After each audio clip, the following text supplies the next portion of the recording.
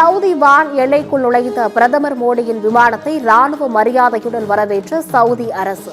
போர் விமானங்கள் படை சூழ ஜெட்டா விமான நிலையத்தில் தரையிறங்கினார் பிரதமர் மோடி.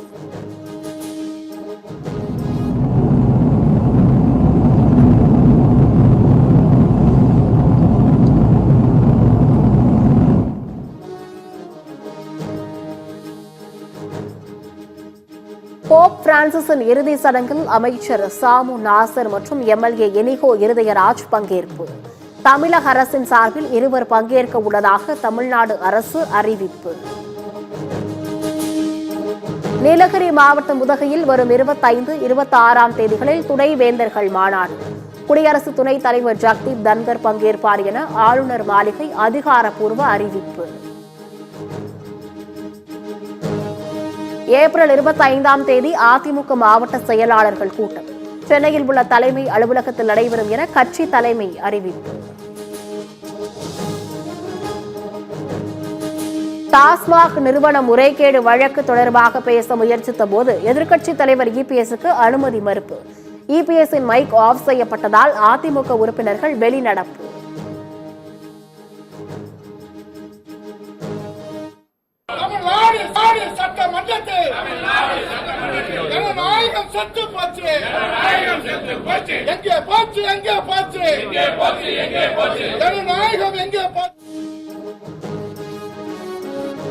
சட்டப்பேரவையில் எதிர்க்கட்சித் தலைவர் எடப்பாடி பழனிசாமி சபாநாயகர் அப்பாவு இடையே காரசார விவாதம்.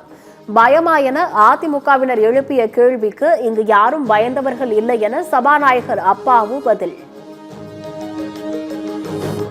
டாஸ்மாக் நிர்வாகத்தில் 1000 கோடி ரூபாய் முறைகேடு குறித்து யாரும் பதில் அளிக்காததால் குற்றச்சாட்டு நிரூபணமாகிறது என இபிஎஸ் பேட்டி. மக்கள் பிரச்சினை குறித்து பேச அனுமதிப்பதே இல்லை என்றும் குற்றச்சாட்டு.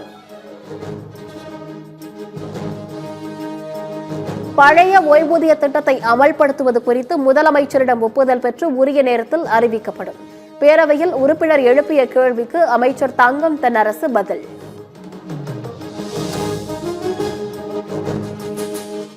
பாரதிதாசன் பிறந்த நாளையொட்டி ஏப்ரல் 29ஆம் தேதி முதல் மே 5ஆம் தேதி வரை தமிழ்நாடு வார விழா கொண்டாடப்படும்.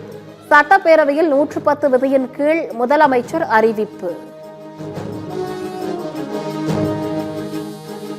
நடப்பாண்டில் 3% இடஒதுக்கீட்டில் மாற்றுத்திறனாளிகளுக்கு வேலை வாய்ப்பு. சட்டப்பேரவையில் அமைச்சர் உதயநிதி அறிவிப்பு.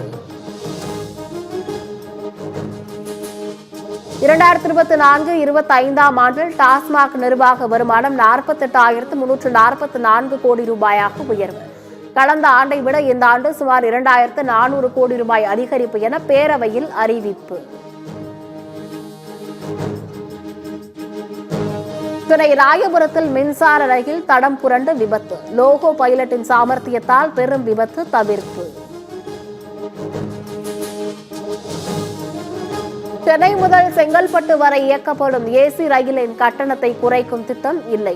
கட்டணம் அதிகமாக உள்ளதாக மக்கள் கூறி வந்த நிலையில் தென்னக ரயில்வே திட்டவட்ட அறிவிப்பு.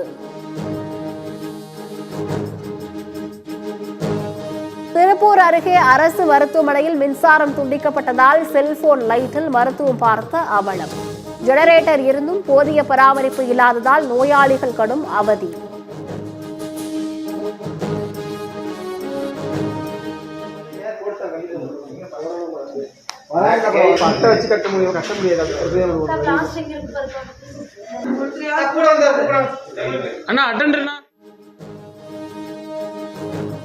ஜம்மு காஷ்மீரின் ராம்பன் பகுதியில் ஏற்பட்ட நிலச்சரிவு பாதிப்புகளை ஆய்வு செய்த முதலமைச்சர் உமர் அப்துல்லா.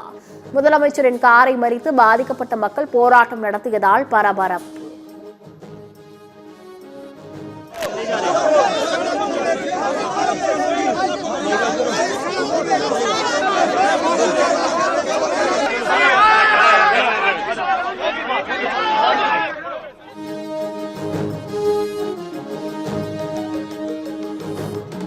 ஜம்மு காஷ்மீரில் கொட்டி தீர்த்த கனமழையால் சனாப் ஆற்றில் வெள்ளப்பெருக்கு.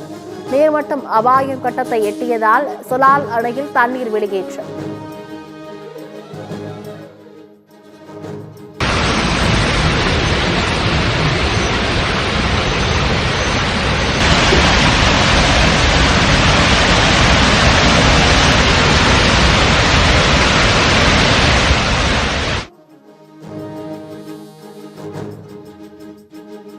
சான்றிதழ்களில் சாதியின் பெயர்கள் தமிழ் மற்றும் ஆங்கிலத்தில் எழுத்துப்பிழை இல்லாமல் இருப்பதை உறுதி செய்ய வேண்டும்.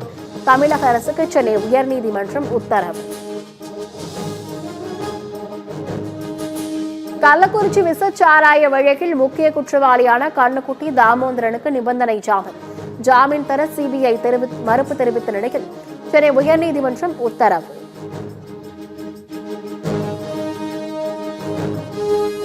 மதுரையில் காதல் திருமணம் செய்த இளம் ஜோடி மீது இரு தரப்பினரும் சேர்ந்து தாக்குதல். நடுரோட்டில் தாக்குதல் நடத்தியதால் சிறிது நேரம் சலசலப்பு.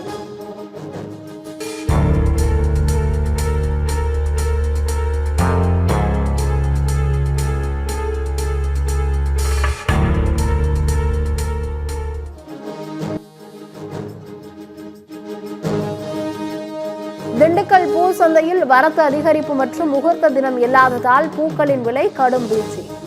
5000 ரூபாய் வரை விற்பனையான மல்லிகை பூ 250 ரூபாய்க்கு விற்பனையாவதால் விவசாயிகள் வேதனை.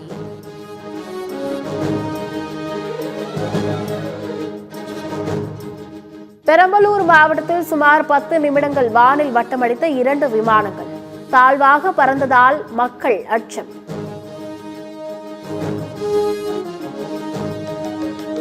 சேலம் மாவட்டம் ஆத்தூர் அருகே குப்பை கொட்டும் தகராறில் லாரியை ஏற்றிக் கொள்ள முயன்ற வழக்கு. இரு தரப்பினர் மோதலில் ஈடுபட்ட நிலையில் 2 பெண்கள் கைது.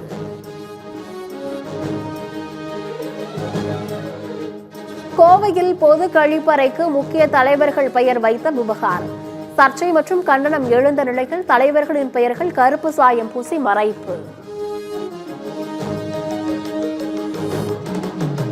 சிவகங்கை அருகே வேன், பேருந்து மற்றும் டேங்கர் லாரிகள் அடுத்தடுத்து மோதி விபத்து.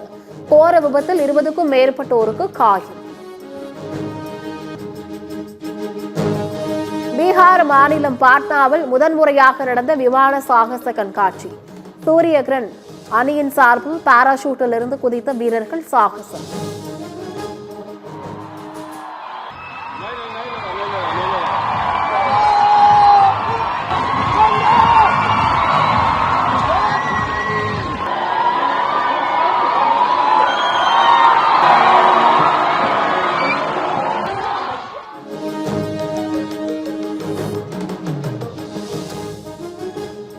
IPL தொடரின் இன்றைய போட்டியில் லக்னோ, டெல்லி அணிகள் பல பரீட்சை. 6வது வெற்றியை ருசிக்க இரு அணி வீரர்களும் தீவிரம்.